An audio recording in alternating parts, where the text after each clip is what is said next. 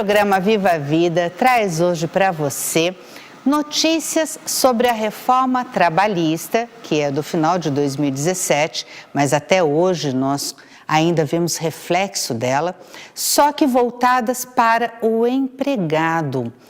O que será que se modificou na vida dos empregados aqui no Brasil com a reforma trabalhista? Para isso, eu vou conversar com a doutora Leila Salvati. Ela é advogada especialista nesse assunto. Doutora Leila, seja muito bem-vinda. Obrigada. Eu que agradeço. Obrigada por estar aqui conosco, dividindo com a gente todo esse conhecimento vasto que ela tem nessa área, porque as pessoas às vezes acham que advogado sabe tudo. Não, os advogados, eles são especializados em determinadas áreas, às vezes em mais de uma área, né? Mas cada um no seu quadrado, como dizem por aí, né? Então, a doutora Leila, como especialista aqui em Direito do Trabalho, vai nos ajudar a entender os reflexos da reforma trabalhista para a vida dos empregados nesse país.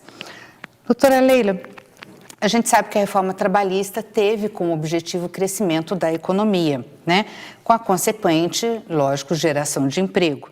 Nós estamos vivendo num país ainda em recessão, estamos começando a sair da recessão. É exatamente isso que está ocorrendo? É o que se esperava da reforma trabalhista ou não? Pois é, a reforma trabalhista, ela tinha dois viés, o crescimento econômico e a geração de emprego. A geração de emprego, eu posso lhe garantir que não ocorreu. Se a gente for ver estatística, a estatística diz que ocorreu sim, só que a estatística ela está contando com o contrato de trabalho intermitente. O trabalhador intermitente, ele já existia na economia informal, que eram os famosos bicos que foram legalizados. E não dá para considerar estatisticamente o contrato de trabalho intermitente como um efetivo contrato de trabalho para fins estatísticos. Porque é um contrato que a gente não tem o poder de compra. Se uma pessoa trabalha 50 horas no mês, às vezes ela não consegue oferir renda sequer de um salário mínimo. Como que eu posso contar com essa pessoa para uma geração de emprego? Mas o trabalho intermitente, que antigamente eram chamados bicos, né? Agora foram então regulamentados, vamos dizer assim, formalizados, né? Com a reforma trabalhista. Mandou bem a reforma trabalhista ou não? Pois Perguntas, né? Picantes. Pois é, temos opiniões aí dos dois lados. Temos opiniões que se trata de um retrocesso social, porque não dá ao empregado um poder de compra, e temos opiniões que legalizou os bicos. Entendi. Então, eu acho que tem tudo para ser gerado uma inconstitucionalidade dessa norma. Mas, por outro lado, eu vou entrar agora até num viés político. Por outro lado, nós temos aí um viés político, porque agora esse empregado também, ele recolhe previdência, ele recolhe determinados tipos de impostos, então acabou também gerando renda para o poder público. E quando o empregador, ele contrata o trabalhador dentro desse modelo, né, de trabalho intermitente, ele recolhe FGTS para esse empregado ou não? Recolhe, é obrigatório o recolhimento, ele tem todos os recolhimentos. 13º, tudo, INSS, tudo igual. Só que, como eu falei, hipoteticamente, se ele trabalha 50 horas no mês, muitas vezes o que ele recebe, ele não consegue recolher o mínimo para a Previdência. Como fica a situação dele lá na frente? Então, verdade, ninguém está se pensando no futuro. Por isso é que existe muita discussão a respeito, né? Não só sobre esse tema, mas sobre outros temas também, né? Agora, com relação a ingresso na Justiça do Trabalho, foi dificultado um pouco para o trabalhador o acesso à Justiça do Trabalho ou não? Primeira coisa, se for analisar a estatística, os ingressos de ação trabalhista caiu de 35% a 40%.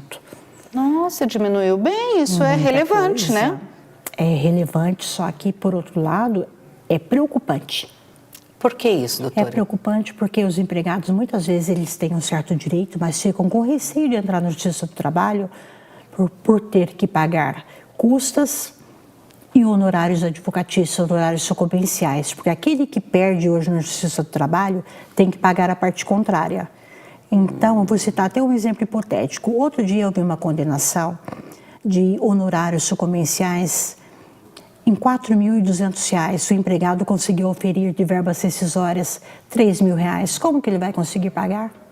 Ele vai ficar devendo ainda. Ele vai ter que entregar para o advogado da parte contrária tudo que ele conseguiu receber a título de rescisão e ainda vai ficar devendo. Exatamente. Mas antigamente não existia, né, essa obrigatoriedade do empregado que ajuiza uma reclamatória trabalhista pagar o advogado da parte contrária em caso de improcedência da ação ou de procedência parcial. Pois é, era muito raro a gente ter honorários sucumbenciais, só quando era patrocinado pelo sindicato.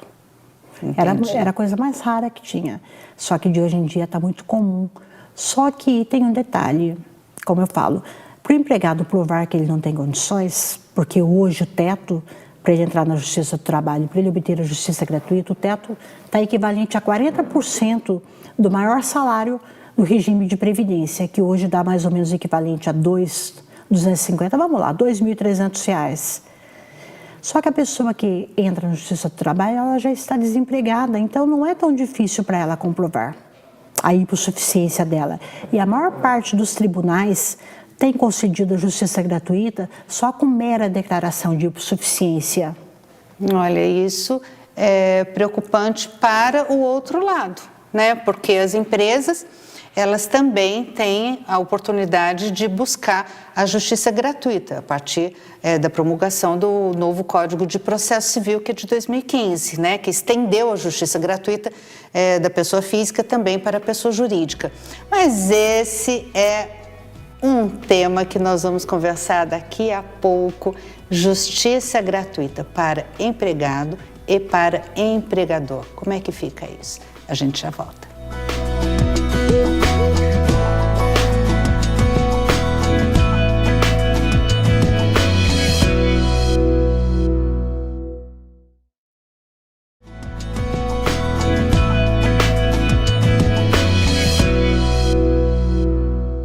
Estou conversando com a doutora Leila Salvati. Ela é advogada e especialista em direito do trabalho.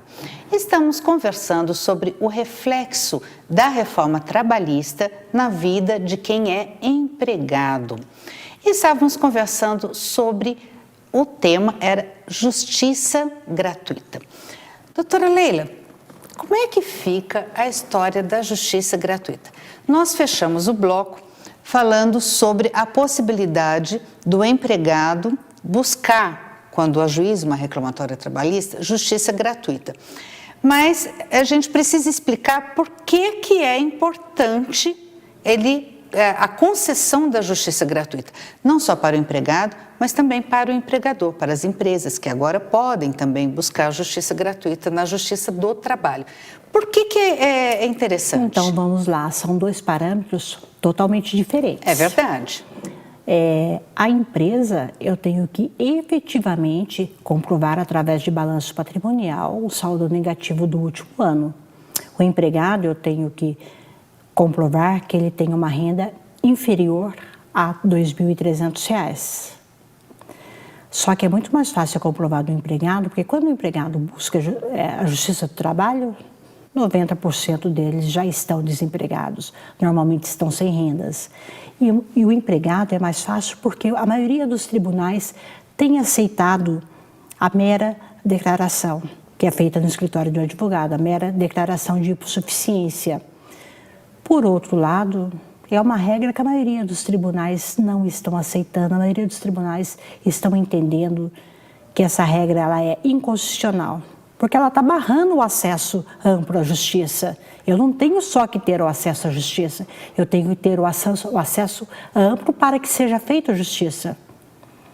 E a partir do momento que eu passo a fazer certas exigências para o empregado, que é sim o lado mais carente de uma relação, eu acabo barrando esse acesso à justiça. Então, é uma das normas que tem tudo para ser considerada inconstitucional. Inclusive, já existem pareceres é pela inconstitucionalidade.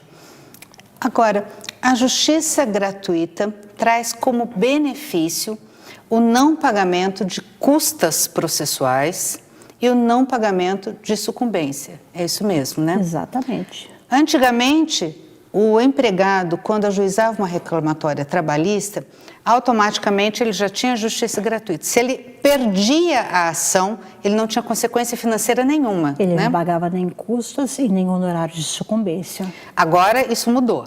Isso mudou. Automaticamente, se ele perder hoje, ele vai pagar custas, honorários de sucumbência e honorários de perícia. Aí que eu quero também fazer um parênteses. Eu pego um empregado que trabalha em chão de fábrica, ele tem lá uma doença laboral. Eu vou pegar a bursite, que é uma doença muito comum, é uma doença laboral muito comum. Ele vai precisar de um perito médico, né? A Justiça do Trabalho vai nomear um perito médico para ele. Normalmente ele não vai ter condições, se ele vai e perde essa ação, ele não vai ter condições de arcar com essas custas. Então, fica um desnível, fica uma desigualdade entre empregado e empregador, se a gente for analisar a vida prática do dia a dia. E no caso do empregado, ver concedida a justiça gratuita para ele. Porém, ao final da ação, ele essa ação trabalhista é julgada parcialmente procedente. Ele vai pagar honorários de sucumbência. Se essa ação não deu dinheiro suficiente para ele pagar honorários de sucumbência, esse valor, essa execução, essa cobrança, assim falando, vai ficar suspenso por 2 anos. Se ele vier entrar com uma outra ação ou vier a ter bens, o advogado pode executar e conseguir receber esse valor. E o Estado também com relação às custas processuais, também. Né? Então, é importante muito cuidado quando ajuiza uma reclamatória trabalhista, justamente por isso. Porque às vezes pede lá um monte de coisas, né? Vários pedidos, e a maior parte dos pedidos, ou metade dos pedidos, ou uma boa parte dos pedidos, não é julgada procedente, ou seja, o empregado perde uma parte da ação. O que esse empregado perdeu da ação, ele vai ser obrigado a pagar custas processuais e sucumbência e perícia, se o caso, com o valor que ele ganhou na outra parte. Exatamente. É isso? Exatamente. Gente, então tem que ter muita responsabilidade para saber o que é que vai pedir numa reclamatória trabalhista hoje em dia. Mas isso também não foi bom. Porque acaba maneirando um pouco com aquelas reclamatórias trabalhistas estapafúrdias que a gente via. Foi bom, só que instalou o medo de uma forma geral. Então, tem muitas ações hoje que elas não são propostas exatamente pelo medo. Entendi. Mas é um receio. Na verdade, a lide temerária, ela sempre foi rechaçada pela nossa legislação. Mas se a gente pegar aí o próprio princípio da igualdade, eu, como advogada, eu aposto numa inconstitucionalidade desse artigo. Muito bem, vamos aguardar o que é que os tribunais superiores vão dizer com relação a isso, né? Vamos lá. Agora, eu queria também saber o seguinte, o dano moral. Gente, o dano moral é uma das maiores celeumas da reforma trabalhista. Quando que ocorre o dano moral, doutora Leila? Eu sei, mas acho que o telespectador ali não vai saber. Pois é. Então, vou fazer uma introdução, né? Certo. Temos mania de falar que a gente vive no Brasil na indústria do dano moral, né? É verdade. Só que, em contrapartida, se a gente for fazer uma estatística, o Brasil é um dos países que mais temos acidente do trabalho, que mais temos doenças laborais. Então, talvez por isso tenhamos um grande pedido de dano moral. O assédio moral também, assédio moral e assédio sexual, são coisas diferentes, né? Sim. O assédio moral e o assédio sexual também ensejam o pedido de dano moral? O assédio moral, o assédio sexual, o próprio acidente do trabalho, mesmo que ele não tenha gerado dano, só o fato de sofrer um acidente de trabalho, tem muitos juízes dando dano moral. Não são todos não, mas tem boa parte dando sim.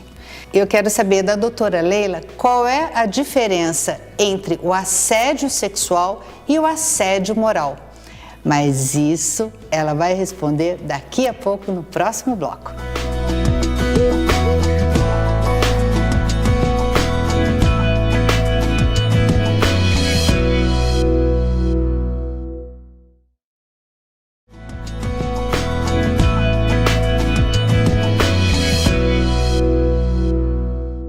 Eu estou conversando com a doutora Leila Salvati, ela é advogada e especialista em direito do trabalho. Estamos conversando sobre o direito do trabalho voltado para o empregado, para o funcionário, quais os direitos que eles têm. E nós estávamos conversando sobre o dano moral, sobre assédio sexual e assédio moral. Qual a diferença entre os dois? Doutora Leila, qual que é a diferença? Pois é, tem muita confusão entre o assédio moral e o assédio sexual. Como o próprio nome diz, o assédio sexual ele é de ordem sexual, de ordem libidinosa, e ele não precisa ser de um superior para um inferior. Muitas vezes, entre colegas de trabalho, existe o assédio sexual. Já o assédio moral, ele é de um superior para o subordinado. Eu vou citar um exemplo prático que eu acho que é mais fácil de entender. Um empregado, ele volta de um acidente de trabalho, ele é recolocado numa dada função. Muitas vezes, com o intuito com que ele peça conta, a empresa deixa ele lá num canto, não dá mais trabalho para ele por 6 meses, 1 ano, larga ele lá num canto. Isso é exatamente o que eu chamo de um assédio moral. Inclusive, isso gera dano moral. E seria algo que, na verdade, acaba inferindo contra a própria dignidade do ser humano, né? A própria dignidade da pessoa humana. Agride a dignidade. Agride a dignidade. Então, a diferença é que um agride a ordem sexual, a ordem libidinosa, e o outro agride a própria moral do ser humano, a dignidade do ser humano. E das duas formas enseja o pedido de dano moral. Exatamente. Tem um teto? Como é que funciona a história do dano moral? Então, eu sei que tem uma diferença aí que a gente tem que conversar. A nova lei, ela limitou, né? Ela limitou o dano moral de 3 a 50 vezes o valor do salário do empregado. Então, a base de cálculo do dano moral é o quanto o empregado ganhava. Exatamente. E aí vai se medir pela extensão do dano, pela real culpa da empresa. Existem casos que a empresa não tem nem culpa, mas nós temos aí a responsabilidade objetiva, que é a responsabilidade sem culpa. É o caso, por exemplo, de um acidente de trabalho. A empresa não precisa ter culpa, ela é responsável por um acidente de trabalho. Então, a gente mede o valor pela extensão do dano. Se é uma culpa, se é uma situação gravíssima, eu posso chegar a 50 vezes. Já tem decisões falando sobre a inconstitucionalidade desse teto, nós chamamos isso de tarifação do dano moral. Certo. A tarifação do dano moral, ela é totalmente inconstitucional. Eu falo isso baseado em outras questões. Nós já tivemos questões parecidas com essa, onde tivemos a tarifação do dano moral e essa tarifação chegou no STF como inconstitucional. Eu vou citar um exemplo bem prático. Se eu pego um diretor de uma empresa e um atendente de uma empresa que venha a falecer, por exemplo, no mesmo evento. Eu vou citar o evento de Brumadinho. Tá? Prática, Vamos lá, eu estava lá em Brumadinho, almoçando lá numa mesa, um diretor de uma empresa e um atendente de uma empresa. Os dois faleceram na mesma tragédia. Aí cabe uma pergunta, a vida de um vale mais que o outro, a vida do diretor e a vida desse outro empregado?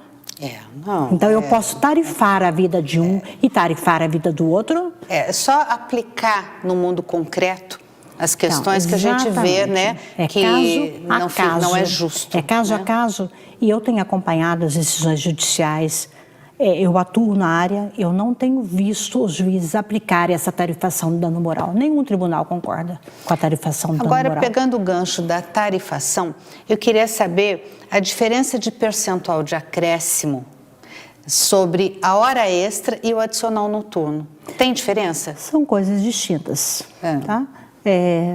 A hora extra é aquela hora que é paga acima da 8ª hora diária trabalhada, né? Ou acima da 44ª hora semanal. O percentual mínimo, 50%. Tem convenções trabalhistas de determinadas categorias que sempre acaba trazendo um valor maior. O adicional noturno é para aqueles empregados que trabalham das 22 às 5 da manhã. o percentual é de 20% a 25%. O que ocorre? Normalmente, se uma empresa, o empregado ele é contratado para trabalhar das 22 às 5, mas ele acaba fazendo hora extra, ele acaba indo até às 7 da manhã. Certo. Essas outras 2 horas, além delas serem extras, elas também têm o adicional noturno. Isso não está em lei, isso é jurisprudência. A jurisprudência diz que passou das 5 da manhã, se o empregado continuar na empresa, ele continua recebendo o adicional noturno. Eu quero saber agora da doutora Leila sobre aquela situação que a pessoa não trabalha 8 horas diárias, ela trabalha 6 horas diárias, só que de forma contínua. Qual é o intervalo que tem que ter? Independente de ser 6 ou de ser 8, todo trabalho acima da 6ª hora diária, eu tenho que ter um intervalo para refeição, descanso, seja para o que for. Esse intervalo antes era de 1 hora, intervalo mínimo de 1 hora, hoje é mínimo de 30 minutos.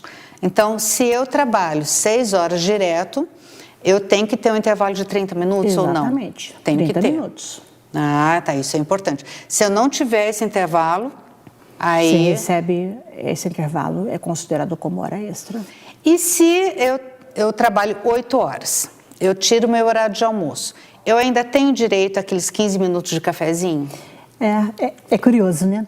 Esses 15 minutos de café... Isso todo mundo quer saber sobre os tais dos 15 minutos do cafezinho. Eu pego muitas ações sobre esses 15 minutos de café. Esses 15 minutos é mera liberalidade da empresa. Ele não é obrigatório. Bom saber, muito bom. Ele não é obrigatório. Então, se eu trabalho 8 horas, ele está dentro das minhas 8 horas. Entendi. Ele estaria ali... Mas, por exemplo, o empregador, ele pode diminuir o horário de almoço e incluir um horário de café? De jeito nenhum. Também, olha, você que é empresário. O horário de café, ele é opcional, ele é mera liberalidade. Entendi. E o horário mínimo para almoço, qual que é? Hoje, 30 minutos. 30 minutos. É a mesma coisa de quem trabalha 6 horas. Exatamente. Gente, mas quem que vai conseguir almoçar em 30 minutos, não? Então, pois é, como a gente fala, isso é a norma de saúde pública. Eu acredito também na inconstitucionalidade dessa regra. Entendi. Existe algum outro assunto que as pessoas tenham muita curiosidade para saber, principalmente na área do empregado? Eu acho que hoje nós podemos falar do acordo que a nova lei trouxe, o acordo entre de verbas rescisórias, o acordo com o empregador. Muito bom. Por favor, como é que ficou essa história? Muitas vezes a pessoa acaba arrumando um outro emprego melhor e ela quer deixar aquele emprego, então ela vai ter que pedir demissão. Hoje ela pode acabar entrando num acordo com a empresa. Esse acordo vai ser um acordo por escrito, certinho. Nesse acordo, acordo bilateral, ela vai receber 50% da multa do FGTS, vai ter direito a sacar 80% do FGTS e 50% do aviso prévio, mas ela não vai ter direito a receber o seguro-desemprego. Então, eu acho que é uma boa saída para o empregado. Olha, é bem interessante, porque ficava naquela história, né? O empregado faz de tudo para ser mandado embora, às vezes acaba sendo mandado embora por justa causa, inclusive, né? Porque apronta tanto, né? Para poder ser mandado embora, justamente para ter direito aos 40% do FGTS, para ter direito a todas as verbas rescisórias e a seguro-desemprego e tudo mais. Agora não, agora regulamentou-se a questão do acordo para poder sair, né? E eu, particularmente, nesses casos, eu aconselho, inclusive as empresas, que façam essa homologação no sindicato, para não dizer que houve um constrangimento. Uma última pergunta para a doutora Leila. Com relação ao sindicato, o desconto do salário do empregado direcionado ao sindicato é obrigatório? O desconto não é obrigatório. Hoje não é mais descontado em folha, a pessoa vai lá e paga se ela quiser. E tem um detalhe, essa norma ela foi considerada constitucional. Ela então, já chegou no STF e ela é constitucional. Então, não é mais obrigatório o desconto do salário do empregado já em folha, direcionado para o sindicato como era antigamente. Exatamente. Já foi decidido isso. Isso Já está decidido. Foi colocado uma pá de cal sobre esse assunto. Exatamente. Se o funcionário quiser ser sindicalizado, ele vai ter que pagar direto para o sindicato através de boleto, alguma coisa. Boleto, alguma coisa parecida com isso. Entendi. Mas as convenções coletivas da categoria profissional ainda valem para elas. Então, eu vou dar até uma ênfase aí. Certo. A lei chega e diz: eu trago determinados benefícios para o empregado, determinados benefícios para as empresas. Eu não me lembro o artigo e não me lembro exatamente o que, mas aí chega no finalzinho da lei e diz: há muitas regras que prevalecem a convenção coletiva. Então, gente, você que é empregado, conheça sempre a convenção coletiva da sua categoria profissional, e você que é empresário também, não descarte, não dispense essa informação, porque ela vai ser muito útil em uma eventual reclamatória trabalhista, ou seja, trabalhe com prevenção. A prevenção sempre é o melhor caminho, sempre, né, doutora prevenção. Leila? E eu falo que é a Bíblia, né? Tanto do empregado quanto do empregador, a convenção coletiva. Muito bom. Doutora Leila, muito obrigada por distribuir o seu conhecimento para todos nós, compartilhar conosco, né, tudo isso que ela sabe durante longos e longos anos de atuação na área do direito trabalhista e que veio para cá e trouxe aí, com toda essa alegria, com toda essa facilidade que ela tem de falar do assunto, todas essas informações. Gente, espero que vocês tenham gostado do programa de hoje e que essas informações formem o conhecimento que vocês precisam para solucionar os problemas do seu dia a dia e, principalmente, que essas informações lhe ajudem até a entender quais são os seus direitos e quais são os seus deveres, ou até onde vão os seus direitos. E muito cuidado na hora de ajuizar aí uma reclamatória trabalhista, porque você pode levar uma invertida, né? E você pode ter que acabar pagando sucumbência com as verbas que você recebe na reclamatória. Isso não é interessante para ninguém. Então procure sempre um advogado da sua confiança, que seja um profissional consciente, que lhe dê toda a assessoria necessária para que você seja vencedor em todas as suas causas trabalhistas. Um grande abraço para vocês, fiquem com Deus. Agradeço a Verso Cabeleireiros, lá de Tremembé, que cuidou do nosso cabelo e maquiagem. Beijo no coração, até semana que vem.